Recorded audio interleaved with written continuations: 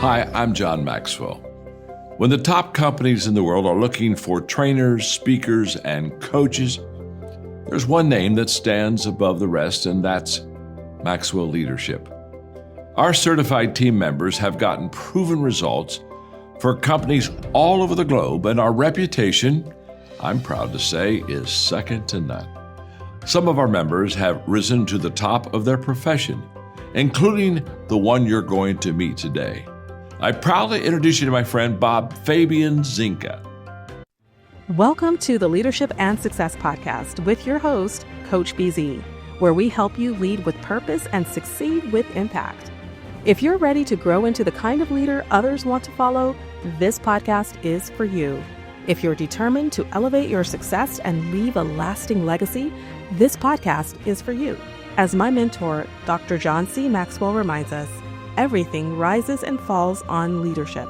Our goal is simple: to inspire you, challenge you, and equip you with insights that can transform the trajectory of your leadership journey. Welcome aboard to another episode of the Leadership and Success Podcast with Coach BZ.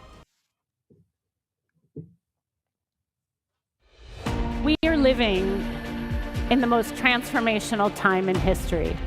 The model of command and control is outdated. People aren't just looking for a job. They want meaningful work. They want to be valued for their gifts and talents, not just the results they produce. We are in what I call a rebirth of humanity.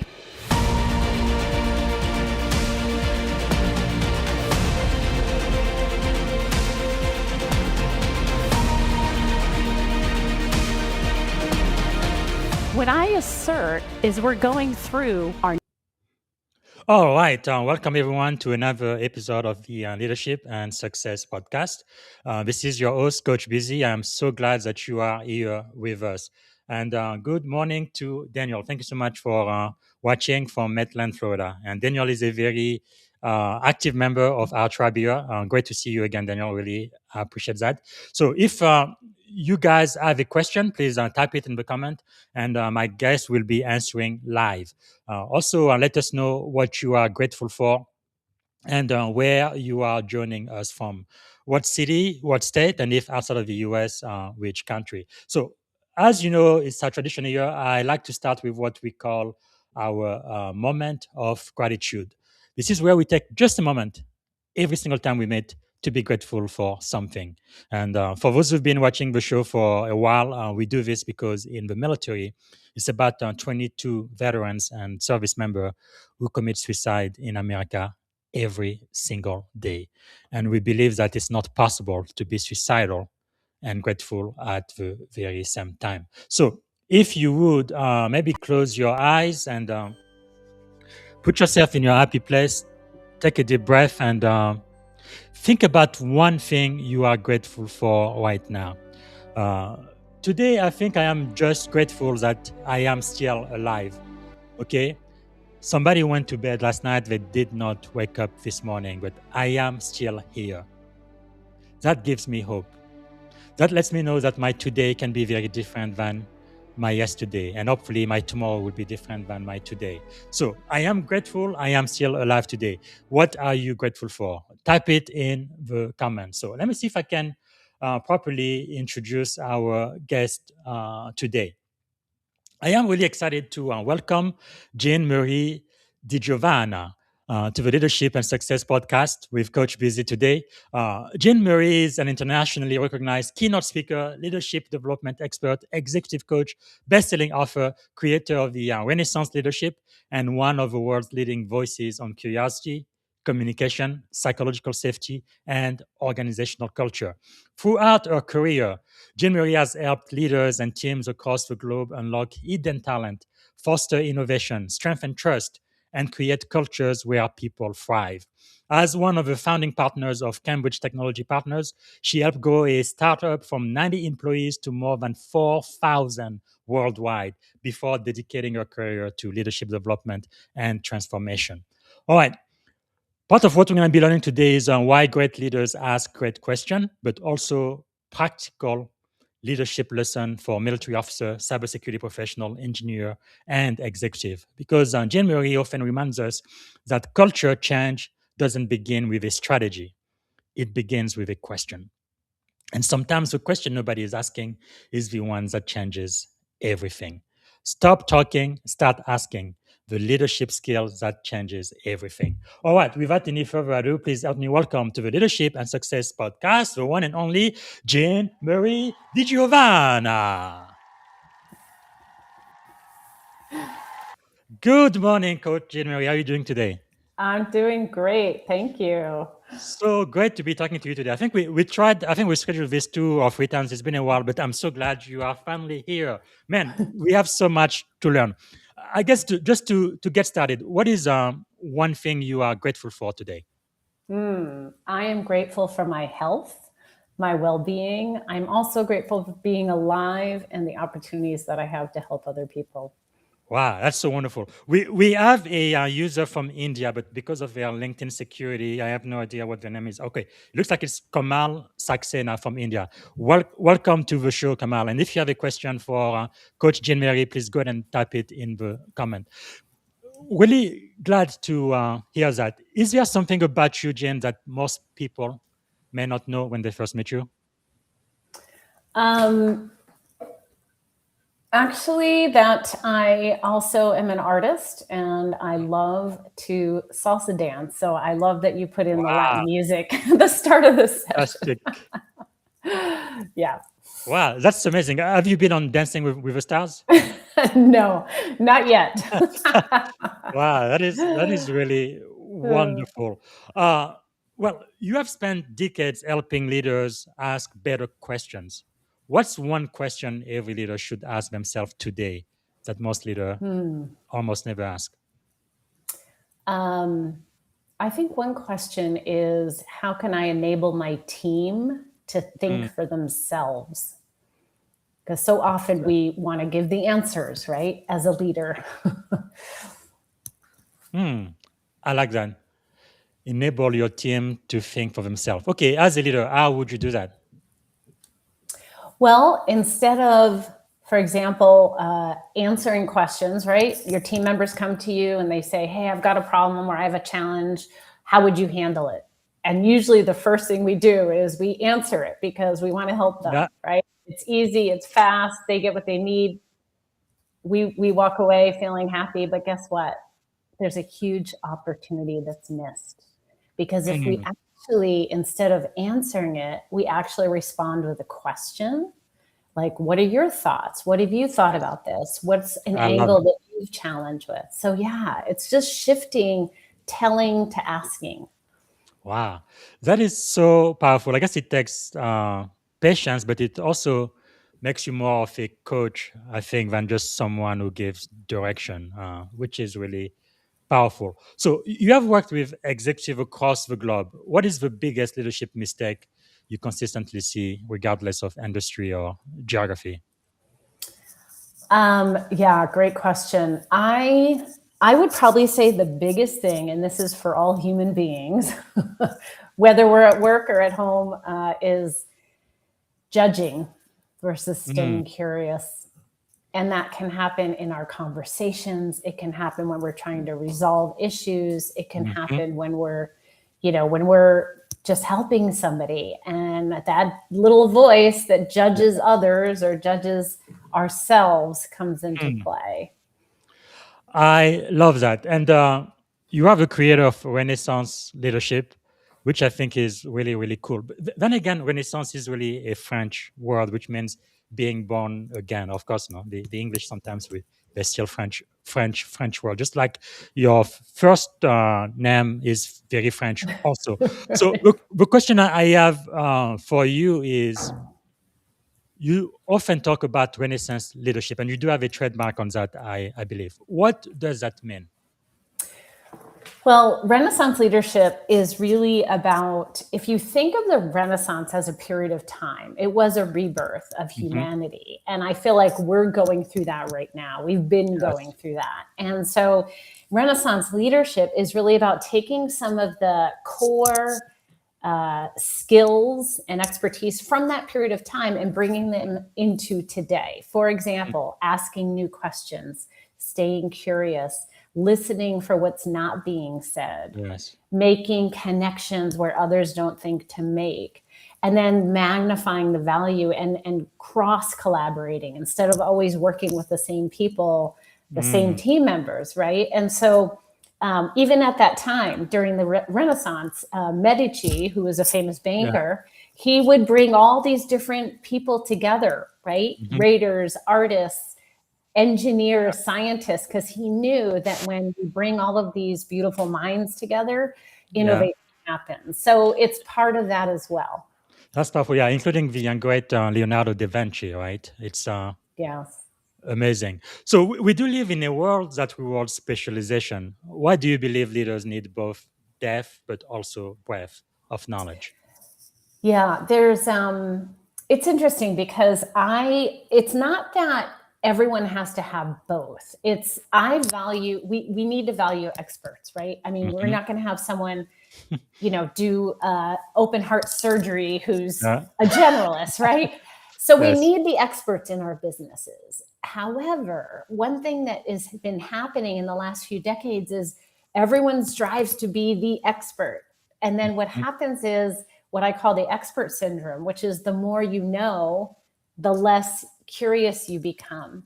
Yes. And then the learning stops. And so what specialization can do is actually halt creativity and halt self-expression. And so the beautiful thing about generalists, and I think I've always been a generalist, even though I would say it's kind of like being a coach. You're an expert at knowing the questions to ask. You're an expert at an overall process versus a domain area. And that's really important today, especially when so much technology is taking over. It's the Yes. strategy that's important. Wow, I love that. So, how has artificial intelligence changed your thinking about leadership development? It's been a journey, I will say, not only with myself, but also with my clients, and really trying to grasp what this impact is, because it's far beyond what, the World Wide Web came out with. It is so much more intense. And I truly believe that it has been shining a light on where we as human beings, what we're actually here to do. Wow. So it questions everything, I think, about our work, which is a good thing in a way. Wow. So you are relating that to purpose. Yes, purpose, and also what do we as human beings bring that no other machine can? Yes. Purpose, emotions, relationships, connection. That's Yes. all the stuff that's been missing anyway. So in a way, AI is just shining more of that light to say, hey, let's bring all of this back and even more deeper. I love that, because there are definitely things that only human being can do that can never ever be replaced by artificial intelligence. Wow, I like that. What leadership qualities do you think will become more valuable as AI automates more technical work going forward? Yeah. I've seen this so much more in my own business, and it's funny. It's ironic because it's something I've always been teaching for decades before AI came out. We didn't even have. I'm really dating myself now, but the internet came out when I was at work, and what I would say is the most valuable leadership quality is emotional intelligence. And it's not just about how we handle emotions, but also how are we listening? How are we aware? Are we truly aware of the impact we're making, of the things that we're saying and what they actually mean to other people?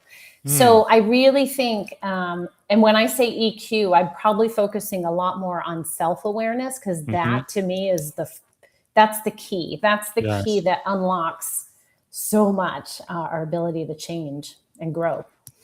True. Now, there was a time where people used to call that soft skill. I don't know if that's really what they should be called today. What do you think?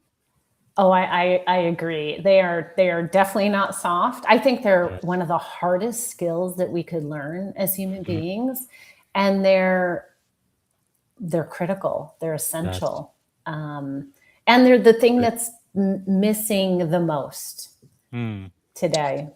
Yeah, because I live here in Silicon Valley, and of course, no, I came here what 2014, or what, almost 12 years ago, and in this country, software engineers are at the very, very top. I mean, they are like mini gods here, the most important asset in every Silicon Valley company. But today, most of them can be replaced by AI. It's Yeah. incredible.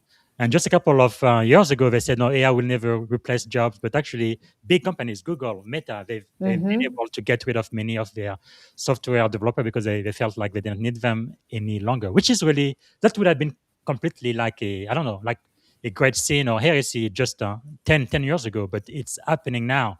It's just incredible. So I think it's very important for people who are listening to really develop those skills that a machine will never ever be able to replace. Like I'm sure you've heard, right? During the commencement this year, in most universities, whenever a commencement speaker mentioned AI, kids were booing that they don't want Yeah. to anything to do with it. I have two Gen Z daughters myself, and my first daughter, she graduated what May of last year. She has a bunch of part-time job, but she can't find a full time work with Mm. benefit and all of that. Partly because of AI. It's not just AI, but it's partly because of that. Mm. So she absolutely doesn't like AI at all, and many of her peers too. I guess a question I have for you, for young leaders who are listening to the podcast, and my daughter Naomi is probably listening right now. They are trying to really build their career. Mm. How do they avoid becoming a one-dimensional expert in the edge of Yeah, yeah. Well, a couple of things. One thing I do want to say about the, reaction to Mhm. AI is, in a way, it's kind of like when I work with organizations through change. I always Mhm. talk about how do you relate to change? Because how you relate to it has Yeah. everything to do with how things show up for you. So the same with AI, if we continue to resist it, the reality is it's not going away. But what if we actually embraced it and Mm. explored, and you asked for, what are young leaders trying to, what do they most need to build their careers? Yes. The greatest skill you could have is the ability to continuously learn. And Mm. that requires staying curious and trying not to judge technologies, trying not to Yes. judge um, the economy. Like, Mm. we've got to think bigger, and that Yes. requires curiosity. It requires asking new questions. So I would really say, continuous learning. And when we fail, especially when young leaders fail, Yes. instead of I learned a phrase, oh my god, decades ago. There's no such thing as failure. There's a produced result. You either produced it Mm. or you didn't. And what there is to look at is, what's the learning? What am Yes. I getting out of this? Then you've got something. You've got gold, Mm. I instead like of that. viewing it as failure, right? I like that. Before I go to the next segment, so I already said Kamal is watching from India. We also have Mohsen from Iran. Wow. Thank you for being here. And hopefully things are working out in Iran. I really pray that this war is ended very, very, very soon. It's very strange. I am in the military. I am an information warfare commander, but I train and prepared for war, but war is the last thing I ever want to do because every time a nation goes to war, it is just terrible. I think nobody ever really wins. But thank you so much for watching from Iran. And again, I hope you are safe there. And if you guys have any question, please type it in the comment, and I will be asking our expert here live on the show. So let's talk a little bit about emotional intelligence and psychological safety because I feel like Mm. this is becoming more and more critical as we uh, live and we try to survive in the age of artificial intelligence. Because one of the themes throughout your work is creating environments, right, where Yeah. people feel Yeah. safe. Then they feel Hmm. safe enough so they can contribute. So, what is psychological safety, and why do so many organizations struggle to create that environment? Yeah. Psychological safety, the way I define it is basically the capacity for people to, the willingness for people to speak up, and the environment that creates that. And so when you have a psychologically safe environment, then what you'll see is people contributing, people challenging each other, people being okay with making mistakes, also giving feedback that's not so easy to give, constructive feedback, pointing out where the problems are and not feeling judged or getting repercussion for it. Yes. And so the interesting thing, though, is what I say is psychological safety is like two sides of a coin. And it's interesting. I think when I read Amy Edmondson's work, it's like we both thought that way. It wasn't like I took hers. I think we're all like sort of in the same ethers and thinking this. But I just want to say one thing about that, which is you could have the most psychologically safe environment. But if the individual isn't comfortable themselves to speak up, then that's a challenge. So we have to, as leaders, be able to do both, create the environment and create and work with individuals to let them know it's okay, right, to share. I like that. And by the way, Dr. Amy Edmondson from Harvard University, I've been trying to get her on the show. Hopefully she's listening now. But yeah, I really love what she's saying, because I think in this age, it is very, very critical and important for people to really develop that, to create environment where people can feel psychologically safe. So one of my mentors told me, right, that rank is rented, but trust is earned. Yes. And I feel like building trust is probably one of the most critical things we need to do going forward. What role do you think does emotional intelligence play in building trust? Oh my gosh, a huge role, actually. When you think of trust, trust is built from, I would say, genuine care. Like when you care about someone genuinely, that starts to create trust. When you're authentic with people, you do what you say you're going to do, that starts to create trust. And then when you start to tame your own ego, right, that requires the EQ. That's the biggest role of EQ, is taming our own ego so we can be 100% present to other people. Yes. Have you ever trusted someone that's like in their ego or super distracted? We can't trust that. So it's really, when I mention EQ, when I think of self-awareness, like we have to actually be aware of ourselves enough to notice, oh, I'm no longer present, or I'm listening to the voice in my head. And if I'm listening to the voice in my head, I can't be here with you 100%. Wow. So being present, that's powerful. And it's hard. It's a rigor. It's a mind rigor every moment. Right? Yeah, I think it was Steve Covey. I believe the book was the what's it called? 7 Habits of Effective people. People. Yeah, where he talks on people listen so they can respond, right? And that's what many people do when they hear someone speak. They're thinking about what they're gonna say as a response instead of actually listening to understand. And it does take discipline and practice. Now, Jeanmarie, one of the things that caught my attention was the former CISA director, Jean Easterly, another great person, and I wish she would be on the podcast soon. I just met her a couple of weeks ago. I think she's now the CEO for RSAC in San Francisco. But anyway, she used the framework on psychological safety during the pandemic as part of the leadership initiative at CISA. And those 6 questions were later shared publicly, and ultimately they led to additional work with federal agency and some of the nation's largest organizations. So before we dive into the questions themselves, tell us the story behind how your work ended up influencing leaders at CISA and the federal government. Right. Well, when COVID hit, I think all of it, to me, it wasn't, it wasn't a huge shift because I've done virtual work before. I work I'm a, entrepreneur. And so I'm used to working at Mhm. home, and, none of that was really new. But what I did do is I committed to taking on, having a presence on LinkedIn and really Mm. sharing my tools and sharing my knowledge. And I love it. I love writing. I love sharing tools and helping people. And as I started doing that, and I was gaining more followers, and it's like this, Mm. I wouldn't say addiction, but like the more interaction you get, the more you want to Yes. help. And so it was just this really incredible time for me. And I started noticing, okay, what do people most need right now?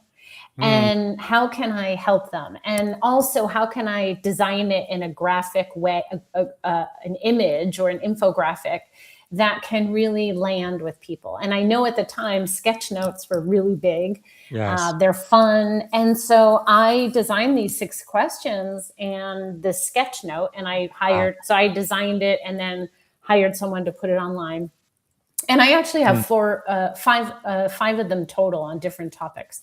But this one Wow. in particular, um, did not even realize. I mean, this was probably the third one I posted, in a few months. Mhm. And next thing you know, a colleague of Amy Edmondson had posted it, and he had about, I don't know, let's say, uh, 50,000, 25,000 followers. And Wow. I thought, whoa, that was, to me, that was a Yes. lot at the time. And then I was like, oh my God. And I wasn't used to this, Man. like, I don't know. And then next thing you know, Amy Edmondson forwards his post. And Mhm. then I'm just like, oh my God, this is, Yes. and then I get a message in my LinkedIn message from someone I didn't know who we're connected with, but he said, Wow. hey, I saw your sketch note on Twitter, and I'm not even on That's Twitter. I mean, amazing. and it sort of led to all this Yes. huge, it went viral basically. And I Mhm. think that's how Jen found it. And Yes. she ended up using it. And then I only found out that she used it because a colleague who facilitated that session Mm. shared a post. And then I responded to it. I was like, great, so glad you used it. And then Jen Wow. asked me, do you speak for the government? And I said, absolutely. And then one thing led Yes. to another. So That's amazing. yeah. And it's a joy to work with, cybersecurity leaders. And I mean, I come from tech, so Mhm. had a computer science degree. So it's sort of like my people. Well, that is really powerful. Let's look at the first question. What's the thing you see me doing that's helping me best contribute to the team? That's a very, very good question. So I guess the question I have for you is why is it so important for leaders to understand how others perceive their strength? Mm. Well, and first off, I just want to say that, just for context, the questions are really best used when there's trust has already been built with your Mhm. team. And then you're actually bringing these into your one-on-ones with your team members, and you're asking them in advance to think about them and then having a Mm. conversation. So one-on-one is great, or you can bring them in, for a team meeting and bring a couple of questions in. But this specific one, as a leader, if you're asking your team member, someone who reports to you, hey, what's the thing you see me doing that's really well? Then Mm. now you're getting really great information that you can then keep doing more of. So Yeah. that's really the first one. I like that because the next question says, what's the thing I do that's distracting from our success? I really, really love that because I feel like many leaders really struggle to receive candid feedback, right? Mm, Why is this question so powerful and how should leaders respond when they hear something difficult? yeah. It's really powerful. And a lot of leaders, honestly, it's hard for them to ask that or they'll say, oh, I'll ask it, but then they really don't want to know the answer. And so Yes. they don't ask it. It's hard to ask for really candid feedback. So I the see why reason, trust needs to be in place before you ask yeah, that for sure. for sure. And many of these for sure. Mhm. And also, just as a side note, there are about 4 questions I have that are for creating psychological safety that kind of come Mm. before these, because there has to be some of that. There's got to be a Yes. level of trust. But when we ask what's distracting from our success, again, these are things like, oh, maybe I should consider stop doing these things in order to have our team environment even better. And we've got to be willing to hear the answer, right? Stay open, hear it without judging, like just stay objective. It's just information. That is so powerful. I think to me, the one I like best is the last question, number 6. What motivates you, and how can we bring more of that to your work? Because one thing some people don't really realize is everybody's not motivated by the same thing. For some employees, you give them more money, it's not going to make a difference. They want more time off, or they want more flexibility Yeah. with the schedule, or something else. And I think as a leader, that's why I feel like it's kind of simple, but it's also very, very hard, because you cannot treat everybody exactly the same, right? You get to know your people, but really, really get to know them. So I guess for that question, why do so many leaders assume they know what motivates people without ever asking? Right. Well, it's ironic because most teams I work with, that when I ask them, do you know what motivates your people? They'll often say yes. And then, of course, I follow it up with the next question, which is, have you ever asked them directly, each one individually, what motivates them? And often they haven't. And so because we're human beings, we assume because of how someone operates, how they behave, what we think they value, that we know them.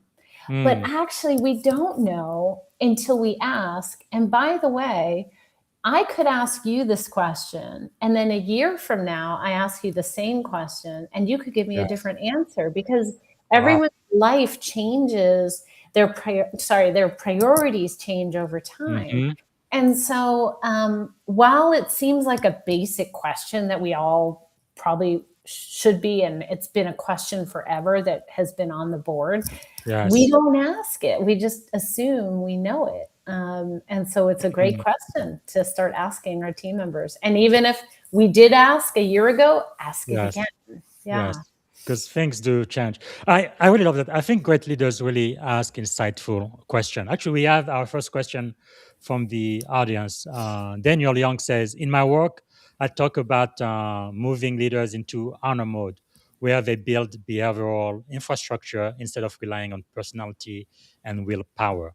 How do you help leaders translate powerful question into actual structure, cadences, agreement, and habit that hardwire curiosity and psychological safety into the culture, especially in high-risk environment like cybersecurity and defense? So how do you help leaders translate powerful questions into their structure? Great question. Thank you, Daniel. So a couple of things. One is there's a tool that I teach in every program I do. And this is a great foundational tool to help answer your question in terms of the structure and what do you do in your environment. And it's a flipping the question. So typically when a challenge comes up or when we're in conversation, our mind automatically likes to respond with why. Yes. Why did you do it that way? Why can't you do this? Right. And those why questions, and I'm talking about the why questions that put others on the defense, not like, why is this important to you? That's a great why. And the biggest impact that you can make as a leader is to stop, notice that why question, and instead flip it to a what or a how question. So instead of why are you doing it this way, or why didn't you come on time for the meeting? You know, what's a what or a how question that's more powerful, right? What gets in the way of coming in on time? Or how can we ensure, is there anything we can do, right? How can we ensure that you're here on time? I like that. What are you most challenged with right now that's really impacting your schedule? So we get, and so here's the thing, when we flip the question, it's requiring us to be more curious. It's almost like we have to get more curious if we've got to come up with a new question. And so that's a really a powerful tool that can start to make that shift regarding your question that you asked in terms of What can we do on a day-to-day basis? Now, I get that in the environments that you're in, things are rapid. Like you don't always have time to respond with a question. But I would even challenge you to start doing that, because what happens is your people will start thinking for themselves, and then they will start coming to you with less of those issues, less of those challenges, because they're learning on their own. Yeah, I guess that's really what makes you a leader, doesn't it? Because for some people, they feel like I am the leader because I am in charge, and without me, everything crumbles, right? Everything depends on me. But really, if you're a good leader, what you're doing is you are building other leaders so that you don't have to be basically you're working yourself out of the job, so that in your absence everything still goes well, or even better than you being there. So I was going to do this later, but I think it's probably the best time to ask you now. On your website, and people can go there, StopTalking and StartAsking.com, and click on send me the 10 question. What would they get if they do that, and how can they get your newsletter? This is my website. So it's the Jean Marie Speaks website. The Stop Talking, Start Asking is the website for my book, but you can always get that on Amazon.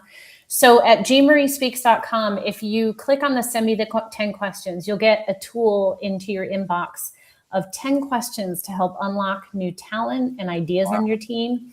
And then every month I send a newsletter with different leadership tools. And then at the end of the month, if you're on my newsletter list, you will get a bonus tool at the end of the month that are usually 10 or 12 questions for different things that you have to handle with your team. So there's never a shortage of questions in my world. No, that is really great, because for the leaders who are listening right now, if they wanted to implement this 6 question immediately, where would you recommend they start? Yeah, I would say start in your one-on-ones, and know that people process things differently. They take time. Some people can answer a question right away when you ask them. So it's really important, if you're going to pick a few of these questions, like in the psychological safety list, pick a few, reach out to the team member before you're one-on-one with them and say, hey, I want to ask you a few questions, but I'd love to give them to you in advance. Think about them, come to the meeting with your answers. Now they use their time. And that's the best way to use it. Same with the team. If you bring a question to the team, throw out the question in advance. Hey, think about this before you come to the team meeting, and then we'll start sharing the answers together. Wow, that is so powerful. So let's talk about your best-selling book. The book is Stop Talking and Start Asking. So in the book, I guess you have 27 questions to kind of shift the culture of any organization. So what inspired you to write this book? Why did this book have to be written? And there's a little bit of a caveat. There's actually more than 27, but but if I put like 127 on the cover, people would be like, whoa. Yes. So there's 27 key questions, and then there's a lot of supportive questions.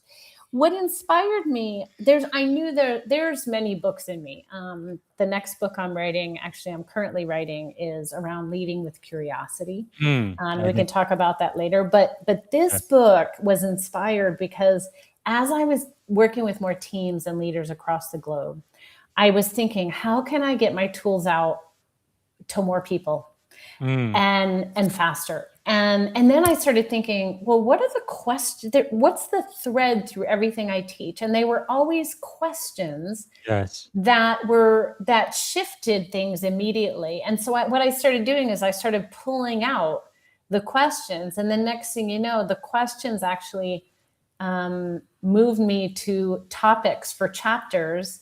And then I started creating the chapters, and I ended up doing it so that it's a resource. So each chapter is standalone. And then the chapters kind of unfolded, where each chapter is some aspect that you want to foster more of in your culture. So you simply just go to that chapter, and the side of the book has all these tabs. So it's like a dictionary, I guess.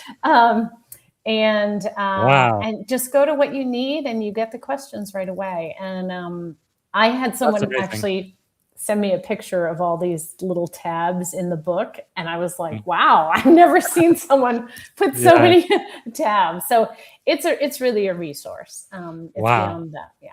That is really, really powerful. And I think for many of us, I remember when I was just transitioning from being an individual contributor to becoming a manager, uh, delegation was something I really had a very hard time doing because I always felt like Mm.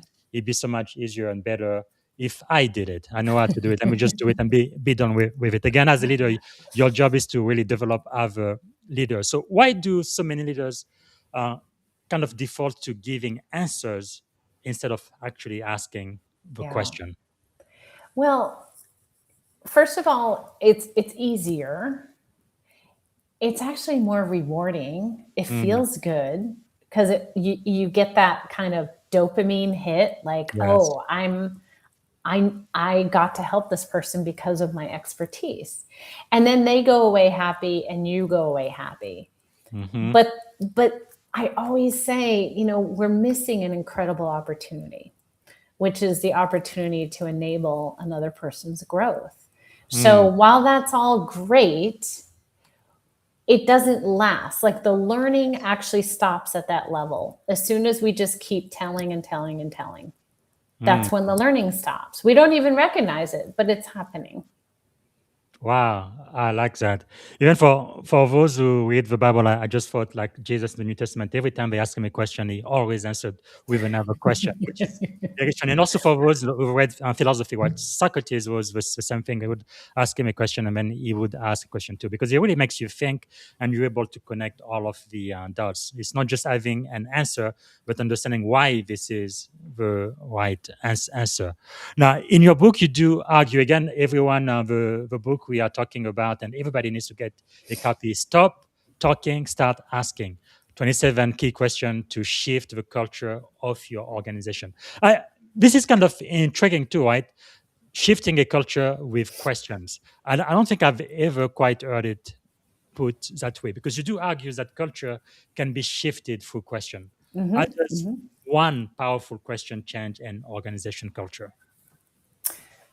Yes, I think the one of the most powerful that's in the book is in the chapter on shared success. Mm, And this is a question we actually don't ask another person. It's a question yes. we reflect on. And the question is, what would make you successful? And here's how you use it. So let's say I'm working with you. You could be my manager, you could be my peer, you could be my direct report, whatever. It does not matter. Mhm. But what if I looked at you with this question in mind and thought, oh, how can I make Bob successful? Huh. Mm, And then whatever answers pop in, oh, I could help him with this. Oh, I could share this resource. Just go do those things. yes. And the way that that question can shift an entire culture is, can you imagine if Mm, every single person asked that to yes. themselves about every other person they work with? What kind of Wow. culture would you create? That And is that's the powerful. power, right, of one simple question. I really love that. Actually, one of my mentors, that's one question he told me that really changed, I think, transformed my career. Because once you become in charge of a pretty big function like me, cybersecurity or IT, sometimes you feel like you're almost like king of that Yeah. silo, and then you have all of the other businesses. But the thing is, for you to become successful, you really need to find ways to add values to all of the other business functions. So how can I make Yes. them successful? Because if Yes. you go to them and you're like, I want to be a partner and I want to help you be more successful, then they're gonna open up and then you're gonna be able to work together and do something great for your organization. But if they feel like you are going to them just to steal away their Mm-mm. Yeah. resources or get in their way or prevent them to do their job like cybersecurity used to do 20 plus years ago. We used to be the Department of No. Then you are not going to get anywhere. Right. So I really like that. So of the 27 key questions you have in the book, which one do you think consistently creates the biggest breakthrough for leaders? Um, Actually, I think that one does. Yes, That's a yes. biggie. I mean, that is a biggie. It's really hard because there's so many questions in it, Yes. but yeah, Okay. I agree with you. Okay. Which one do you think would be the runner-up? Which one would be the second? the I- runner-up. Oh gosh, that's really hard. And I don't have the book right in front of me. Yeah, I'm not, for some reason, I'm not, I know For there's like a million. for sure, hands down, that one I think really makes Yeah. a really really really huge difference. But also Oh, like the actually, sorry, I have one. So it just popped in. So at the beginning of the book, I talk about what is culture. And one of the most powerful questions we can ask when we're trying to achieve a goal is, who do I need to be to achieve that goal? And I'm not talking about a specific person. Like yes. I need to be, I don't know, Steve Jobs, or Mhm. no, the way of being. Do I need to be more patient? Do I need to be Yes. more brave, courageous, Mm. persistent? And I guarantee if you focus on that way of being, focus on practicing that way of being, Mm. you'll achieve that goal even more, even easier. Mm. So it's about being before doing. I love that. Yeah, because another question I like to ask myself is, who do I need to become in order to become Yeah. successful? Yeah, that is powerful. So it's just the same. Yeah. Yeah. Wow, wow.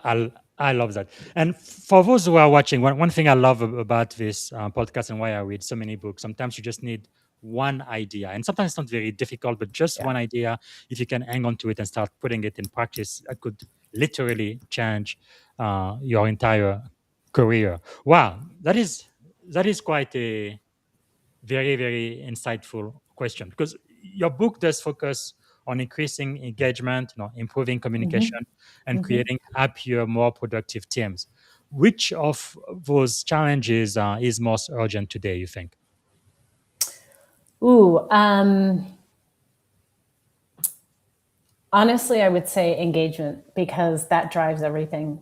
When Yes. we can open the dialogue with our people, get them more engaged, get them more excited and thinking, then all of those other things are impacted positively. Mm, wow.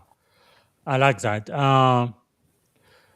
In the book, I think one of my favorite questions, there are so many, but one is there a brilliant idea you have thought of but been afraid to share? Why is that question so key? Well, because it points to humanity. It's acknowledges something that we might be afraid of. Mm, So it creates a bit of vulnerability. yes. I think one of the most powerful kinds of questions we can ask is the one that nobody asks, the questions that no one is asking. Like, Mm, what's the thing you would want to say that you've been holding back on? yes. Wow. Um, you know, yeah, and that the question in and of itself creates safety for the other Yeah. person to step in and say, Yes. oh, actually, I'm going to answer that because you were vulnerable Mhm, with me. I'm going to be vulnerable with you. yes. It's really, really powerful. Yeah.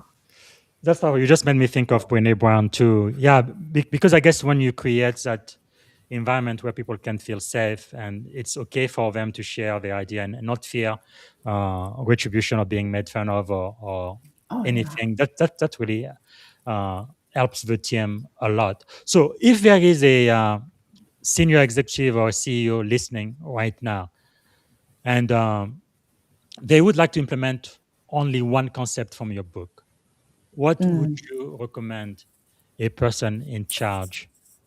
Um, what I would recommend is probably this one question, which is, as you're in conversations with people, is to ask yourself, if I were to get a little more curious Mm, in this conversation, what would I ask? wow, I like that. Wow. Because we don't go deep enough in our conversations, or we end when we know, when we have the answer. but Yes. actually we're missing out on so much more available that we're not diving into. Like, what if I I like got a that. little more curious about my team, each Yes. team member? What would I want to ask? Wow, that is powerful. I like that. Is there anything that has surprised you about readers' reaction to the book? Well, what surprised me is who was reading the book. So I wrote it for leaders. Honestly, I wrote it for leaders, but actually I came to find out that a lot of other coaches and consultants use the book and they love it. They use it with their clients. I'm Yeah, like, yeah, yeah. great. I didn't really think of that, but Yes. excellent. Wow, the impact you're having is incredible. So it's always fun when you do something out of passion Yes. and just from that pure place of wanting to help, and then it sort of expands into something that, Wow. bigger. Yeah.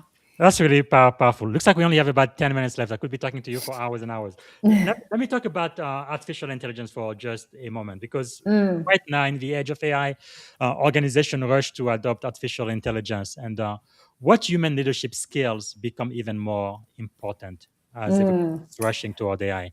yeah, I think I would emphasize, like we talked about earlier, especially emotional intelligence, Hmm. specifically the skill of self awareness. Yes. Because when we start using AI more, I mean, I've run into this myself. When it started coming out, I was like, oh, I'm going to have it help me with this and that, and then next thing you know, I start realizing Mm, I've just gave my brain over to this thing, and yeah. I didn't feel creative anymore. I was almost letting it do too much. So Hmm. we've got to have enough of that self awareness to Yes. recognize, oh, you know what? I need to stop here, Hmm. regroup, go within. What are my thoughts on this? I like And aside from EQ, absolutely listening from a place of staying open, listening to accept, not to that. Yes. reject, staying curious, having empathy, Mm. and then really practicing being present with people. I like that. And I know a lot of people are very afraid that AI will be replacing them or taking away their jobs. But I really think AI is here to make us more effective and be enhance humanity and not replace it. How do you think leaders can ensure that technologies like AI does that, in enhancing people's work but not replacing them? Yeah, I think kind of like what I just said, which is heightened self awareness, like Yes. knowing, like as soon as you notice, you're allowing the tech to take over your own mind. That's the trigger. It's like, oh Mm, no, let's take a step back. I Um, like that. we So I have to guess do that, right, as humans, because yes. otherwise things can get out of hand. So for this question, man, I want you to look at it from two different angles. First, from the senior leadership in an organization. So I am a CEO. What advice would you give me when I'm trying to balance innovation, productivity, and employee well-being in my organization? Well, of course, I'm going to answer it through the lens of curiosity and Mhm. questions. So, um, first off, I would say take on practicing asking new questions, a few new questions Mm, every day. like that. Practice in your conversations. Make a commitment that, in 3 conversations a day or even just one, I'm going to Mm, respond with a question yes. instead of an answer. And it Mm. will it forces us to just stay more curious. I like that. That works most of the time with me, except with my wife. She always tell me, "I ask you first, so you have to answer first," which is okay. All So right. now I want you to answer the same question, but this time from a, I guess, entry level employee. I'm thinking about my daughter. She just got Mm, a bachelor degree. She's excited about going to work, but now she feels like the AI is taking away all of the entry level position. What mm. would you advise someone like that?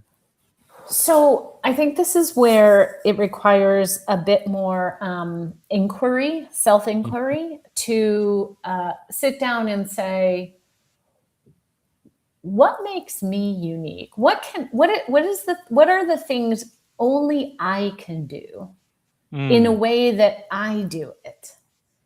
See, each of us have incredible gifts and talents. And Yeah. sometimes we haven't even spent the time to uncover them, which is why like I'm so passionate about uncovering people's hidden talents that we don't even realize they have.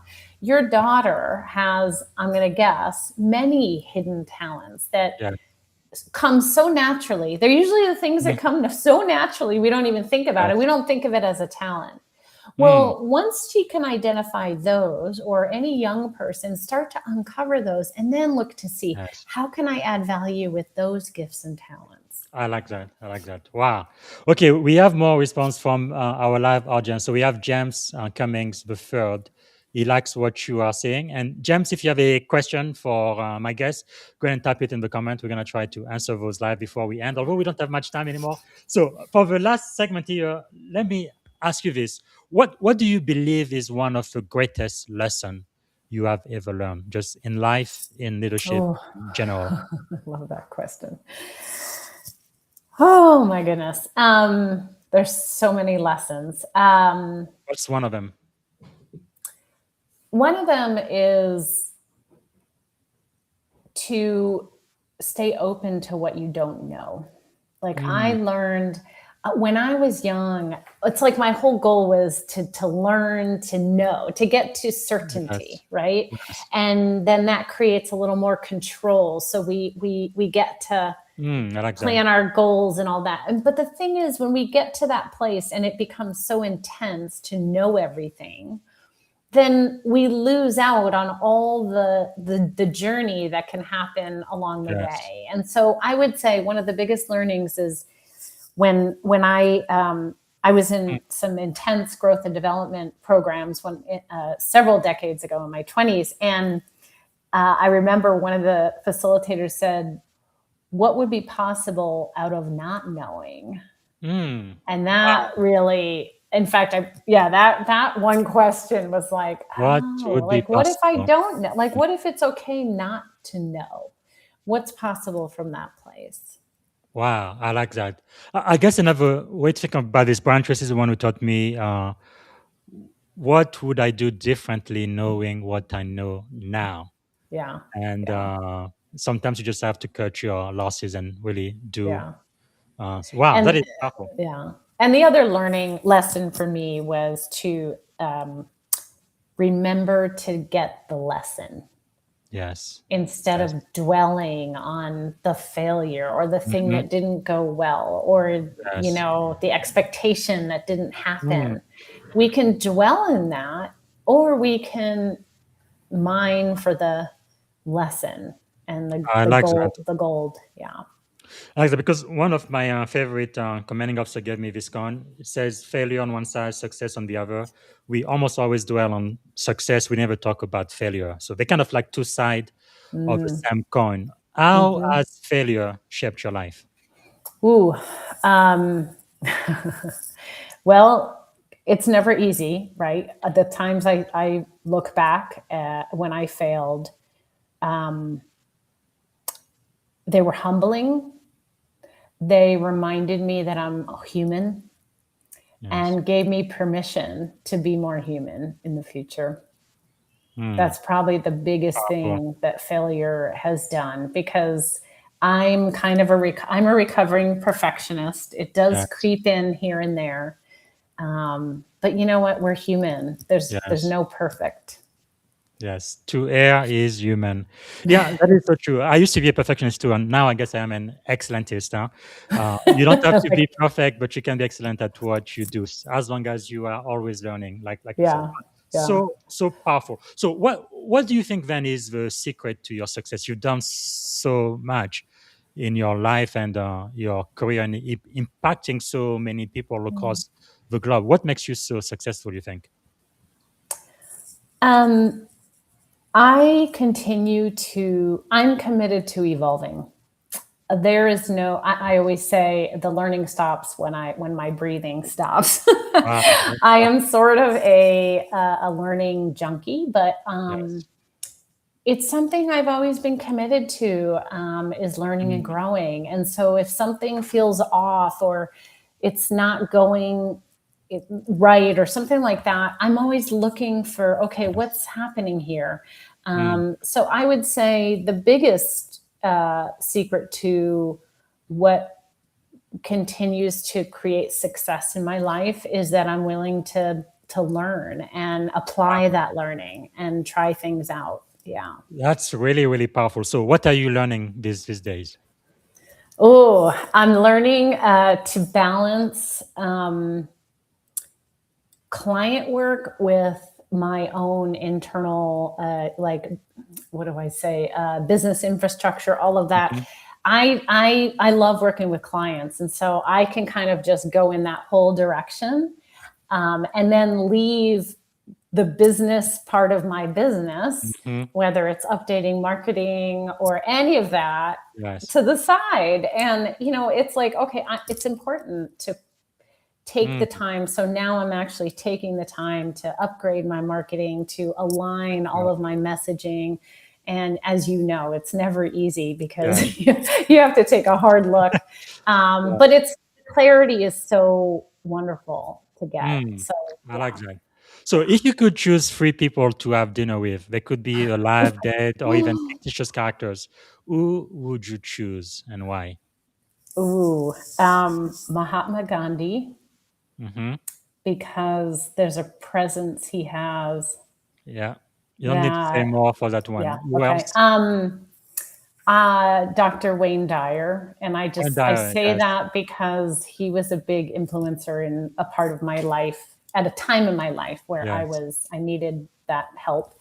Yeah. I miss Yeah, watching him on PBS. He was really great. He's written so many books about positive thinking and things. Yeah. I yeah. like him. Um, Who else?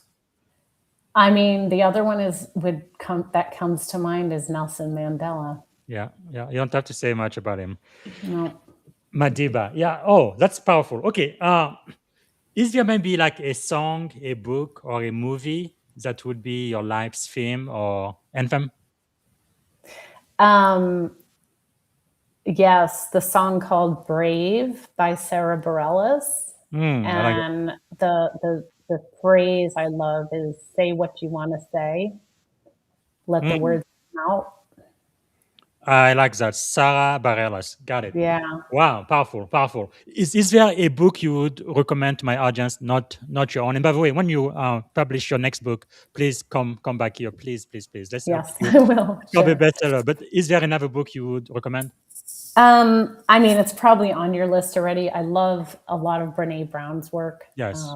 the Daring Greatly, Yeah, yeah. and We have that her. one. Yeah. Powerful. So That's yeah. another person I'd like to get on this podcast. Anybody who knows there who's listening, please, please, please have a contact with me. Right. But that's really powerful. Okay. What is one action you are thinking about taking that you believe will positively impact your life? For me personally, Mm-hmm. to let go more. Hmm. I like that. Let go. Yeah, Right. that can be difficult. It's not easy. Yeah. I would say let go and trust in the Yes. process, trust in a Mm. higher being, trust that all Yes. is well and all will work out well. Wow, that's powerful. So, if you had one and only one day to live, what would you have liked your final contribution to be? Wow. To help another person breathe easier Hmm. because of who I've been for them. Wow. I think you're definitely doing that with your work for sure, making a big difference. So, when you wake up in the morning, what is one problem you'd like to solve? You had the magic wand, you could solve any problem. What is the one thing you'd like to solve tomorrow? Hunger. Hmm. No one should be hungry in this world. Yeah, I that's one thing I really don't understand with all of the wealth we have. How come some people don't even have food to eat? Even right here in America, which is doesn't make any Hmm. sense at all. Even right here in Silicon Valley, we have probably one of the most expensive zip code in the world, but we do have some people who are homeless and who don't have food, and that doesn't Yeah. make any sense. Okay, All right, we have definitely run out of time. So as we end, what actually before I do, is there a question I should have asked you? I didn't get a chance to ask. Anything else you wanted to share today? Oh God, no! You have been an incredible questionnaire, if that's a word, Well, questionologist. I have read your book, and everybody should get a copy. So how can we add value back to you? How can my audience add value back to you? Well, I mean, first of all, I'm always open to learning, so I love to hear your lessons. I am interviewing leaders for my next book. So if you feel or you know of someone who you feel truly leads with curiosity, Mm. definitely open to interviewing them. And of course, always welcome to explore what your needs are at your company and how I can help them through leadership and leading with Renaissance leadership and curiosity. Fantastic! Wow, that is powerful. Okay, can you give me a couple more minutes before we end? Okay, Sure. let's do this. What I'm going to ask now, I want you to answer as quickly as you can, right? Okay. Rapid fire lightning round. So don't take too much to think. Whatever comes to your head, I want to hear it. Okay, what is your favorite leadership book besides your own? Oh, I love the Brene Brown one, the one I Okay, mentioned. very good. Yeah, Most good. influential mentor. Oh, first my father, Fantastic. actually. Okay, one leadership habit you never skip. Um, Setting my daily intention. I like that. One question every leader should ask every day. Um, how can I be a bit better today Okay, than I what was is yesterday? I like that. One word that defines great leadership. Curiosity. Okay. What did you want to be when you were a kid? Oh gosh. Probably an artist. Well, in many ways, you are. Right? You said you do I dancing and all am. that. So Yeah. fantastic. Yeah. Okay. Three adjective describing you as a child. Playful, curious, um, One more. fun. Okay. What about as an adult? Oh,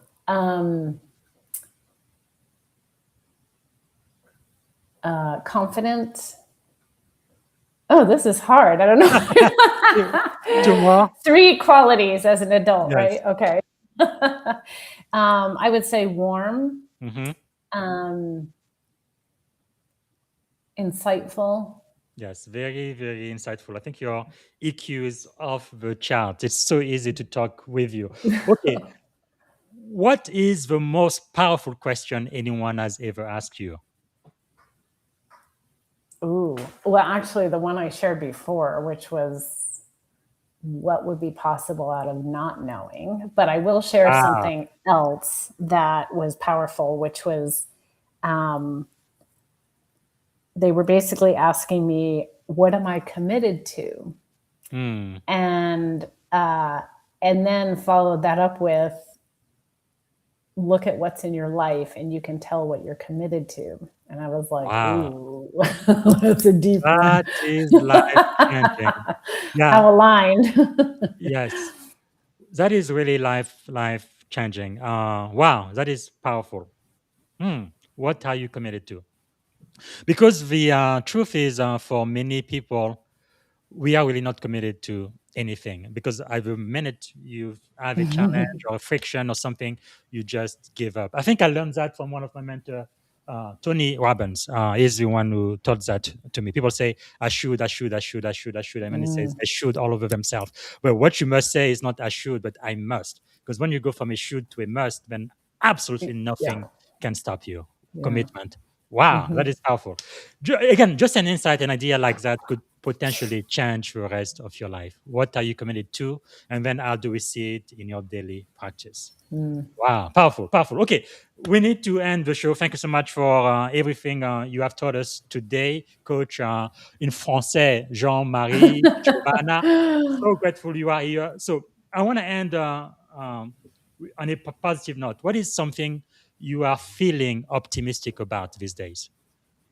Oh, what's possible What is in possible? our world and what we can create because of who we are. It really reminds me of that child innocence. Most people, when they are a kid, they feel like the universe is so big, they're so curious, and they learn. But then, as you become an adult, you have responsibilities. Your lenses get smaller and smaller. We need to get back to that. Wow, powerful, powerful. Okay, the very, very last question, and this is the end of it. What represent our shared experience, this podcast today? What represents the Yeah, shared experience? one word. One That word. on the podcast Beauty. today. I don't know why that comes in, but Yeah. beauty. Just Well, it's been beautiful. I think I'm usually extremely grateful, but I'm so overjoyed. It's really so easy, simple to be talking to you. Again, best-selling author of a book everybody needs to have, which is Stop Talking, Start Asking. So powerful. Well, Coach Jean Marie DiGiovanna, thank you so much for being our master teacher today. Really appreciate your time with us. Thank you. Thank you. Thank you. Wow. That's one of the most insightful time we've had here. Thank you so much. Well, everybody, again, please get a copy of the book and follow Jeanmarie on LinkedIn. So linkedin.com in Jeanmarie DiGiovanna. And also go to Stop Talking and Start Tasking.com to register for newsletter. Okay, that's all we have for today. I have a couple more interviews set up for this week. Thank you so much for watching today, and I hope to see you again tomorrow. Bye for now. Thank you for tuning in to the Leadership and Success Podcast with your host, Coach BZ. If today's episode added value to your leadership journey, be sure to subscribe, share, and join us again for more wisdom nuggets on how to lead better and achieve greater success. Remember, leadership is the most critical skill of our time. The world will always need leaders to inspire others, drive innovation, and execute meaningful strategy. So why not count yourself among the bold leaders shaping the 21st century? Until next time, stay inspired, stay committed, and keep leading with excellence.